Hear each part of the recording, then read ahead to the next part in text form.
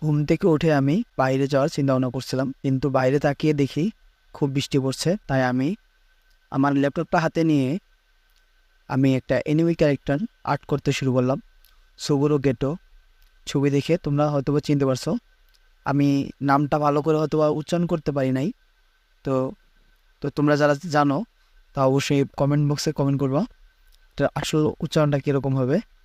তাই আমি আর্ট করতে শুরু করলাম এই ছবিটা নিয়ে।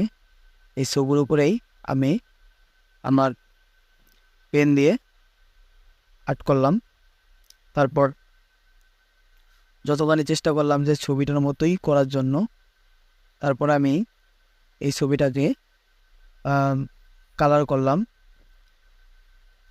একদম হুবহু। আমি চেষ্টা করছি যে ছবিটার মতোই রাখার জন্য। তো দেখা যাক কীরকম হয়। লাস্ট পর্যন্ত আমার এই ছবিটা তোমরা দেখতেই পারছো কেমন